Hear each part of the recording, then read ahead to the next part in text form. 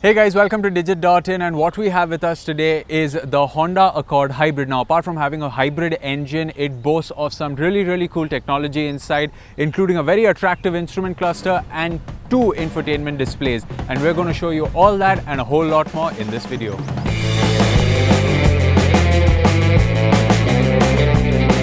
So as you can see, the Honda Accord Hybrid doesn't have one but 2 displays, and the cool thing is that the bottom display is a touchscreen display, whereas the one on top is actually controlled from the controls available on the steering wheel. Now, starting things with the bottom display, you have the options of map, audio and source. Now, if we click on source, it is actually going to give you access to FM, AM, whether you've put in a CD, the 2 USB drives, your smartphone, Bluetooth, HDMI or audio apps where you can actually stream audio through the app. It also has a nice set of functions on the right out here, which are pretty straightforward and self-explanatory. You can either go back, you can open the menu, control the volume, and of course go home, which brings you to the main system. Now, you also have the option for navigation, and Honda has its own apps which do offer some nifty features. So if you select where to go, you can actually enter your home address and just click on it every time you need to go back home to wherever you are. Or you can click on the Honda icon, which actually shows you the nearest Honda center that is closest to you. As you can see, we have one under 5 kilometers away from us. Then you also have the ability to search for restaurants, a petrol pump and a shopping complex in the same way. You simply click on one and it's going to show you all the restaurants that are there near you, or you can search for something specific that you are looking for. It's a pretty comprehensive map layout, and we really like the touchscreen interface that it brings out here. Now, coming to the audio, you of course have FM radio playing right now, and there is no limit like we've seen on other vehicles which have up to 6 stations in one tuner. You can actually just keep changing the stations with your controller. As you can see out here, we have up to 12 stations saved already. Similarly, you can also control the music from either a USB drive or your smartphone. We're going to get to the smartphone in a bit. Now, speaking more about the infotainment system out here, when you click on this icon, you're greeted with very familiar Android looking icons, and that's because this system is running on Android. And once we go into settings and see about the device, you can see it runs on Android 4.2.2. We haven't really tried loading apps on the side on this device as of yet, but we have given the browser a go. As you can see, we've loaded the Digit.in page, and we've also loaded up YouTube to show you exactly how that works.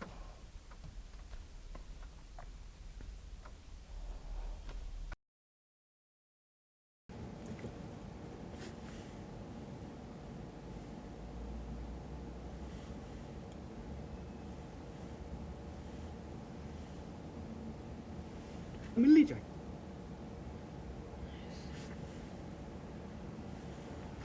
यह है वो 6 महीने पुरानी scratch जो हमने तैयार की है ओरिजिनल। आप खुद सुन लीजिए, पता चल जाएगा कि असली कौन सी है। Not bad. मलाड सी सीढ़ियां तो। Speaking of other options, it's really pretty nifty that you have a calculator out here, and the touchscreen interface for this is also pretty decent, and it's very responsive, although I wouldn't recommend you try to navigate any of this while driving. Now, if you are curious as to why you have 2 displays, it comes into focus when you are actually doing multiple things. So let's say I have my navigation on right now, and I'm going to navigate myself to the nearest petrol pump, and I'm also listening to music. So once the map is on out here, I need to focus on the directions I need to take and go, and the display on top will actually help me just circle through highlighted route. You of course get voice assisted navigation, but the display on top will essentially help me navigate my music or any other thing that I'm getting. Let's say the phone, if I need to make a particular phone call, or switch on the FM radio or listen to music from my phone. So the dual display out here actually helps. Now, coming to one of the coolest features of the in-car entertainment system is its ability to support Android Auto and Apple CarPlay. For this, you will of course need the USB cable of your smartphone like we have out here. We have with us a OnePlus 3 that we are going to connect. As you can see, the minute you connect the USB cable, it launches Android Auto. Of course, you can set up Bluetooth connectivity and use the hotspot of your smartphone to control the browser and other internet facilities that are available. So once I have connected my phone, I really don't need to use it anymore, and once I'm an Android Auto, it essentially brings up my Android interface. Now, speaking of the Android interface, on the leftmost you have, of course, Maps, which is brought to you by Google Maps, which we think is slightly better when it comes to the navigation as compared to the one that comes preloaded inside the car. You also have the ability to see your call history and make calls, and of course see your favorite contacts which are appearing right here. You also have the ability to see everything that's happening right now. For example, I'm listening to an audio book which is preloaded on the phone, so I can continue listening to that. I can see my battery information, my 4G connectivity. I can also see the weather, directions to go home, make a few calls, read messages on WhatsApp, so on and so forth. Now, one thing that I find to be slightly disadvantageous out here is the number of apps that you can choose for your music entertainment. So, for example, right now I have certain audiobooks on Audible and I have certain content on Jet Audio, but I really don't have anything on Google Play Music. I use Apple Music for my music on my smartphone, and I really cannot select that as a player out here, which I think is really limiting. And of course, you can always go back to the original Honda interface in case you don't want to control your phone from this touchscreen entertainment system. But you always have the option to click on Android Auto or Apple CarPlay, which appears if you have an iPhone. You also have the ability to add a bunch of home screens out here, but right now, of course, they are empty. So that was a look at the touchscreen console out here. The quality of the touch is really good. It's much better than a lot of touchscreens we've seen on other cars. One great example is we recently took a look at the Honda City 2017 edition, and compared to that, this car has a much better touchscreen, and of course we were able to have YouTube running on the browser. Now, if you also receive a call, you will be able to see certain details of that up top if you are using the primary display as a navigation system or to consume content. Delving more into the settings that you can control in the Honda Accord Hybrid, as you can see, there are a bunch of settings that you can control. We have not yet spoken about the reverse camera, but you can actually check out the reverse camera, whether you want the lines to be fixed or dynamic, and I really prefer them to be dynamic because as you turn the steering wheel, it shows you the direction in which the car is going. Another very cool thing about the camera is the fact that you actually have a lane watching camera. Now, what this is when you give the left indicator, you will see that the screen on top actually changes to a camera that's connected to the left rear view mirror. And it's not necessarily connected to the indicator itself. You have a little button here that you press and you can keep the camera on all the time or for a certain amount of time if you wish. And you can of course control those settings from the settings as to how many seconds you want it to play on after you have given up on the indicator. Now, coming to the audio, if you're someone that's really finicky about your bass and your treble and the way your music sounds in the car, you also have the option to control that. So you have the option to control the subwoofer level. You also have the ability to control the fader, whether it be on the right or the left, or the balance, and of course the bass and treble. Now, the controlling the fader isn't as sophisticated as it is in the new Honda City, where you can actually just tap on the screen at a particular location and the audio fades and balances in that particular direction. But this is a more manual control and it's nice in its own way.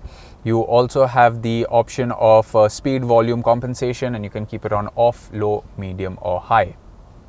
So here you can see is a really good example of how the dual display helps. On top I have an audio book that I was actually listening to, and out here if I need to navigate into, let's say, Android Auto and call someone, I can navigate that without losing out on where I was or actually switching to a different app on the display. Similarly, if I need to go back and I need to go let's say to my maps, or if I need to go back to the Honda display to actually check out certain settings or make certain changes, the information on top still remains the same. Or if I'm navigating on the map out here and I need to use the guidance camera, I can always use the upper display for that. Now, the upper display is not a touchscreen panel. It is controlled by the controls that you have on the steering wheel. So that was everything we have about the in-car infotainment entertainment system. Now we will move on to the instrument cluster.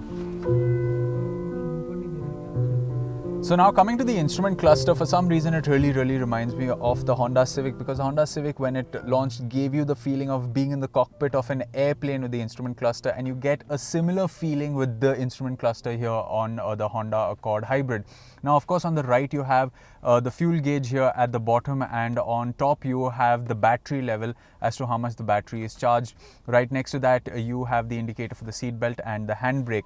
Now in the center you have the speedometer, and you really don't get a tachometer here. Even though it has a CVT engine, it isn't going to give you the feeling or show you the change in gear with the change in rev. So a tachometer here actually makes no sense. On the left of the speedometer, where you can see P written, is where you have the gear indicator, whether it's either parked, reserve, neutral or in drive. And on the left of that you have a very cool meter which shows you the power and charge. So every time you are driving and you pick up a little speed, or the fuel engine kicks in, you will see the power meter rise, and every time the battery is charging you will see the charge meter rise at the bottom. It's quite informative and really detailed. And as you can see, in the middle of the speedometer you have a battery and engine and the tires, and this actually gives you real-time information of when you are driving on the battery or on the engine, or when the engine is charging the battery, and what exactly is powering the tires. It's very cool real-time information. The little green leaf on the top left shows you the eco mode, which can be switched on and off with a toggle on the right. You also have a sports mode which can actually be switched on from the gearbox. As you can see right now, the engine is actually charging the battery, and the level of the battery on the upper right corner is going to go up gradually. You can switch off the sport mode, and you also have the ability to go in EV mode, but you can only use EV mode when the battery is charged. As you can see right now, it's telling us the charge is too low. Coming back to the instrument cluster out here, you have a lot of information that you can see, including the kilometers that you have driven, and of course no other information if you don't want the distractions. Also, if the car has run more on battery or more on fuel, and as of now you can see it's more blue, which means we've been driving in power a lot more. We've been consuming more fuel and less battery. Here of course you can show you the kilometers per litre average that we've been getting. Honda claims a little over 23 kilometers to the litre out here, but we'd say in city driving you can get a little upwards of 14-15. Like you can see here, we've been getting 16.3 kilometers to the litre. It shows you the range as to how much the car can travel with the fuel in it, the number of hours that you've driven in it, the average speed that you have maintained. So really a very detailed instrument cluster when it comes to the amount of information that you want while driving. Now coming to the air conditioning, it does have a glossy black finish, which means it will be a dust and fingerprint magnet. However, it isn't as bad as what we've seen on the Honda City, for example. It's got physical buttons, which I prefer over the touch interface that we've seen on the Honda City. Now, apart from the fact that you can control the temperature and the speed of the fan, a very cool thing is sync, which is out here. Now, if I switch sync off, I can actually control the temperature of my vents to the temperature that I like, and the other passenger seats can control the temperature of the vents as to the temperature that they like. But if you want uniformity in the temperature that's being circulated in the car, you just press sync and it all comes to the primary temperature that was set. It's very cool, especially if people are there in the car that feel it's too cold or feel it's too warm. They can actually have it controlled individually to their preferences. Now, one of the most annoying things I find in a car is, especially when you give it to a valet, or if somebody else in your family takes the car out and they adjust the seat, and it's so difficult to get back to that sweet spot where you have it and you enjoy the perfect position for driving. However, in the Honda Accord Hybrid, you can actually have two presets to the position. So let's say if I set preset 1 to my favorite position, I can press 1 and the seat will automatically adjust to the position it has been preset in. Similarly, if you have another family member who takes the car out often, you can set that person's preference to preset 2 and it changes the position right where you had kept it. Of course, there is a little set button out here which you can use to set it to either 1 or 2. Now, another cool thing is you get, of course, 2 keys when you get the Honda Accord Hybrid, and each key has a number 1 and a number 2 behind it. So if you use key number 1 to get into the car, the seat will automatically adjust to the number 1 preset. Similarly, if you take key number 2 to get into the car, it adjusts to number 2. However, I think it is kept in mind that you may use the key number 2 even if your preference is number 1, where you can set it manually from these controls. Now coming to the reverse parking assist, of course the upper display is used to showcase where your car is going. You can of course turn the guiding lights as you turn the steering wheel, giving you a much more precise direction in which your car is moving. And the lower touchscreen does not go to waste. You can actually control the brightness of the display as you like, and of course choose the angle of the camera from a really wide angle to a slightly narrow angle and a downward facing angle in case you are worried of going over some potholes. So it's a really nifty way of using both the touchscreens.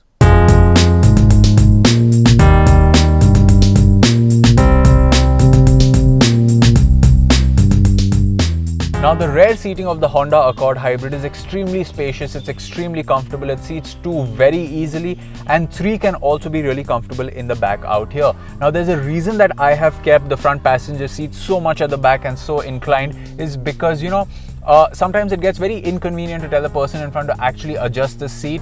You can actually now do it yourself using these 2 buttons. You can actually adjust the headrest, the backrest itself, and of course the positioning of the seat.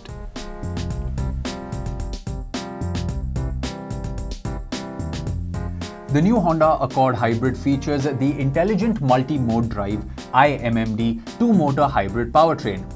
Honda's iMMD uses a 2-motor hybrid approach with 3 operating modes: EV drive, hybrid drive, and engine drive, responding to the demands of the driver while maximizing fuel efficiency.